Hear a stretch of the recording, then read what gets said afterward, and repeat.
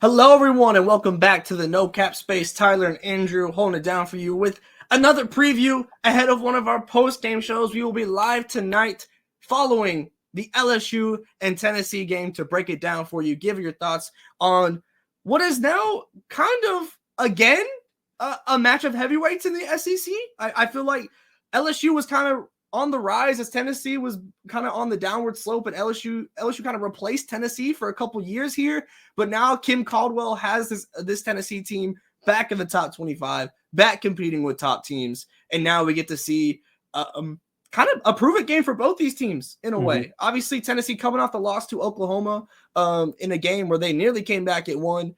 LSU, we know what the LSU non-conference is, and frankly, the teams that they had scheduled, they had some solid names on there that just haven't done them any favors, whether it be a Stanford, whether it be an NC State. So I don't feel like this is exactly the same dialogue as in years past, but ultimately they haven't played that top team. So I feel like this is a major game for both of these teams to really kind of make a claim and make a stake in this season early on. But I'm interested, just general kind of thoughts going into this game, Andrew.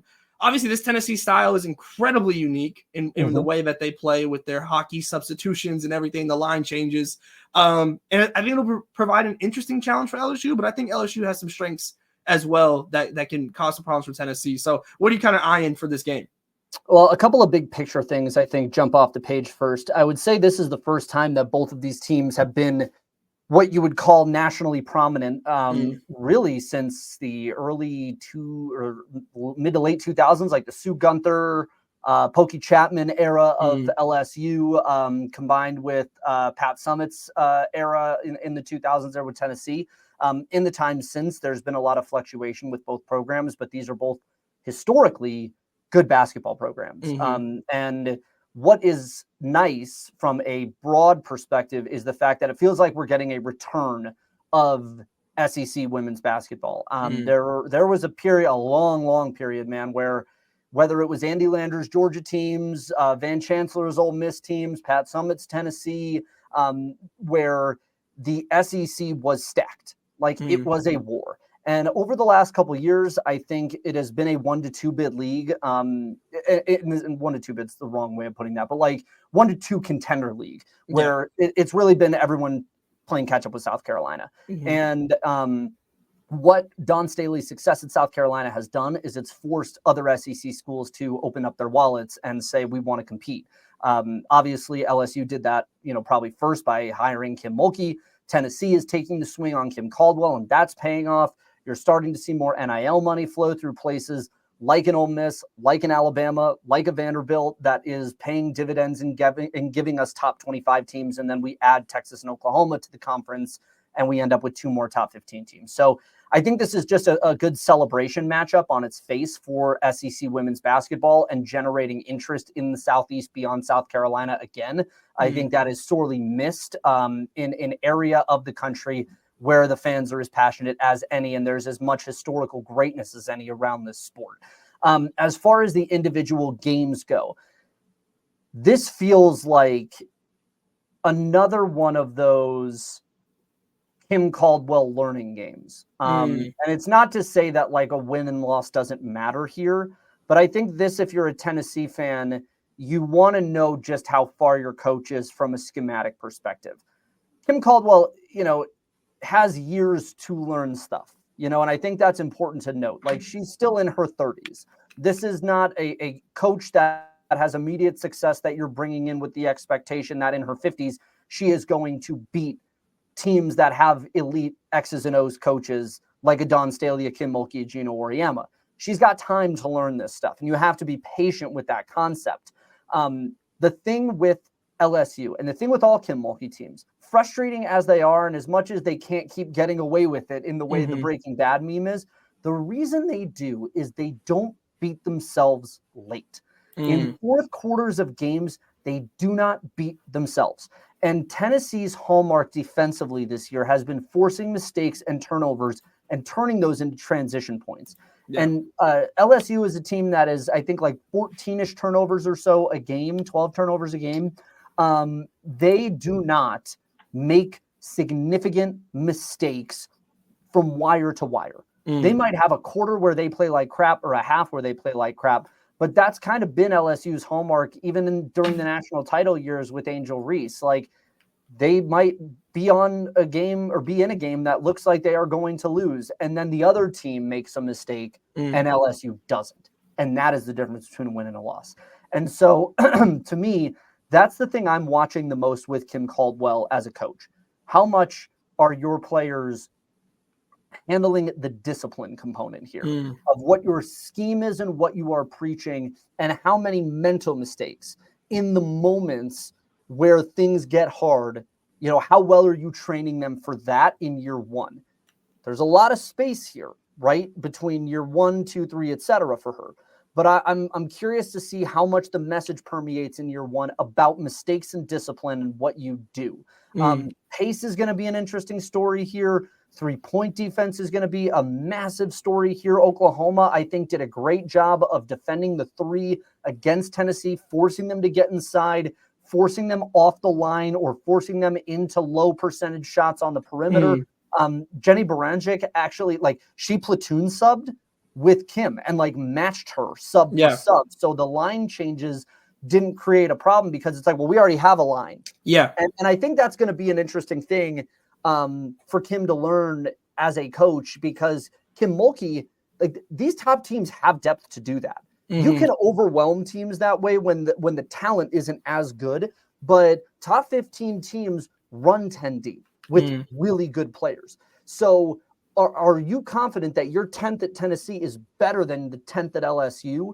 And can you feel like that second line change of 5 is that markedly better than LSU's line change of 5? And does Kim play that game too? Does Kim Mulkey decide, I'm going to go bar for bar with you? Or does she say, hey, I don't give a shit about what your line changes are.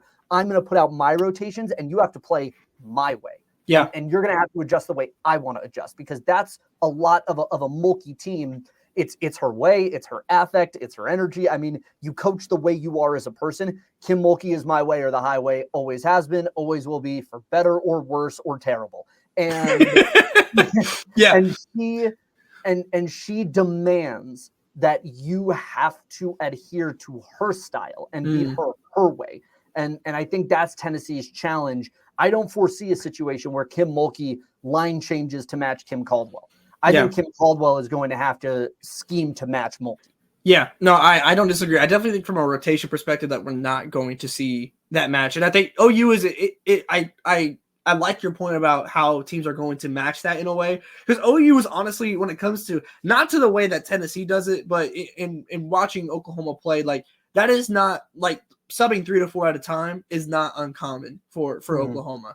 So I'll be interested in seeing, to your point, if any other teams try and match that, or if they just stick with their guns. And also to your point, Kim Mulkey's going to stick with her guns. I don't think that's going to change anytime soon. I do think that the interesting part here is pace to me, because I don't think that LSU is not an incredibly fast team in the way that Tennessee is, and especially when it comes to how early in the shot clock they're taking their shots and what that kind of looks like for LSU. But from a player personnel perspective, I don't think Flau'jae, Anissa, Michaela, Kaylin Gilbert is afraid to play fast. And so I'm interested in seeing how that works out, in the sense of, is LSU comfortable with just playing at the pace, probably with their same rotations relatively, but are they comfortable playing at that Tennessee pace? And if so, how does Tennessee respond to that? Because if they're beating you at your own game, then I don't know if Tennessee has the flexibility currently in this iteration in year one with Kim Caldwell to pivot. I don't know how much of that flexibility that they have. So if LSU is comfortable playing at that pace, and again, I certainly think they have the players to do so and the talent to do so, I don't know how much Tennessee is going to really be able to fight back against that if LSU is beating them at their own game. I don't think they have the flexibility for that right now. Well, and it's a depth thing too. How deep can Tennessee go and still find success against LSU? And an important thing to note here, Tennessee fouls a lot, a lot. And that hurt them against Oklahoma. And you go onto the other side of the floor, man. Flau'jae Johnson likes to drive. Anissa Morrow gets to the line. Anissa Morrow is capable of getting to the line 10 plus times in a single game. For sure. This is an LSU team that really doesn't shoot a three ball, but they are still one of the highest scoring offenses in the country.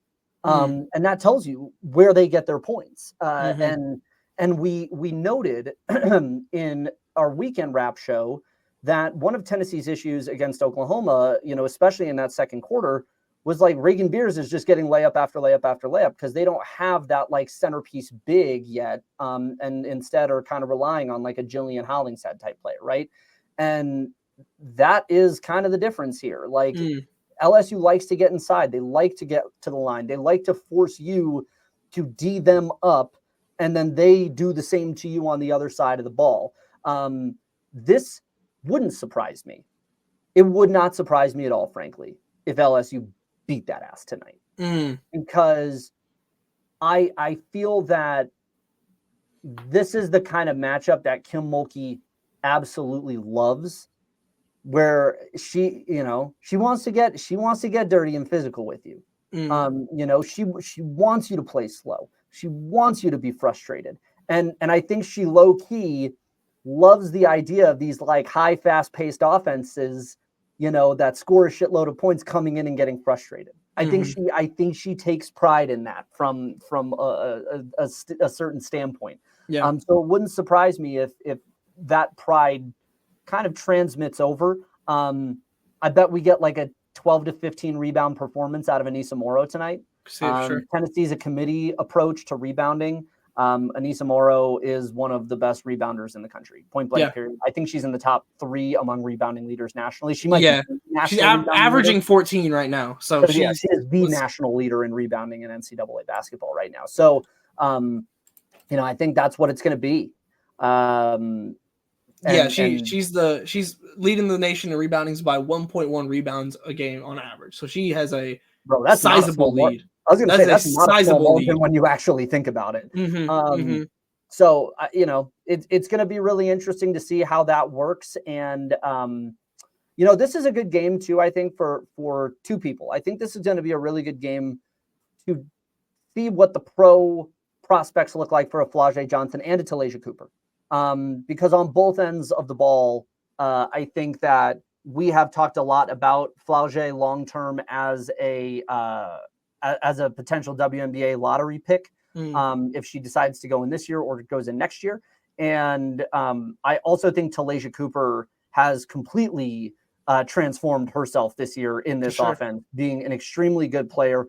I like her a lot. I get like kind of Jordan Horston-y vibes from her. Maybe not the same level of defensive intensity, but just like that length. Yeah, the build for sure. She's like 6 foot, but like her arms are super long. She's really kind of like lanky and athletic and can do a bunch of different things inside and outside. It's like almost like the Funhouse mirror version. Like she's the offensive version of Jordan Horston in that way. So I like their makeup and build. That matchup, though, I think is going to be the fun part. Tennessee needs a huge night out of Jewel Spear if they want to stay in this in any way whatsoever. But we shall see. I'm really excited for this game. Great celebration for the SEC. I feel like it's kind of one of those games where you're like, the SEC is back a little bit, where we have depth beyond South Carolina. And that's not to say that like South Carolina is not exciting, fun, standard bearer of the SEC. I don't need to hear the commentary on it. Like, we are big SEC fans. We're not getting, or SC fans, we're not getting tabbed as SC haters. But I think in order to have a healthy, vibrant league that keeps you interested in January and February, you need 3, 4, 5 teams beneath you that make for consistently interesting matchups. South Carolina is still undoubtedly the best team in this conference. Do not get it twisted. I know people thought we were writing them off after the Watkins injury. We're not. Like, they're still going to go to the Final Four. Like, they might not win the title, but they're still going to the Final Four. They're still probably going to win the SEC this year. But I do think in order for those games to mean something in January and February for SC, to have those games with stakes on ESPN that make you want to watch, that make you know this game might not be your typical run-of-the-mill 30-point blowout, as much as I think we need to prioritize watching SC more this year, unlike last year, and rectify that mistake. these are the games that you want because it gives vibrancy to the league. And that, I think, is a major celebration for the SEC tonight.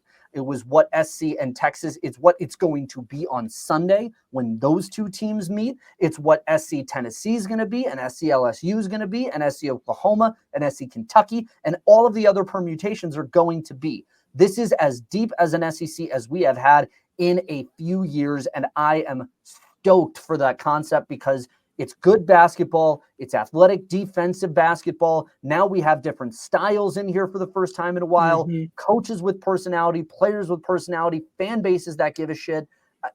This is what the SEC at its absolute best is in women's basketball. And I'm really excited because this is one of those standard bearer games that gets you excited about the conference as a whole.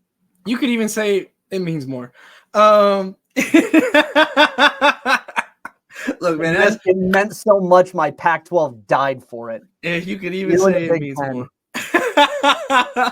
Well, look, I'm also very excited for this game, and we'll be here to talk about it. As soon as the buzzer sounds, we will be here live on YouTube. LSU versus Tennessee post game. And you mentioned South Carolina and Texas. We will also be live directly after that. We will also have boots on the ground coverage there as well. So you'll get the post game press conferences. You'll get our post game show live this weekend as well after that game. Look, we are in the full swing of conference play. Unrivaled is on deck as well. There's a whole lot to come from No Cap Space when it comes to the coverage of women's basketball, especially over these next couple months, because we are on full go the rest of the way, all the way until we reach Tampa Bay that first week of April. We are on go. So make sure you stay tapped in so you don't miss out on any No Cap Space content. Subscribe, hit the bell here, like, comment. Let us know what your thoughts are as we head into this LSU and Tennessee matchup. NoCapSpaceWBB.com as well. And we will see y'all next time.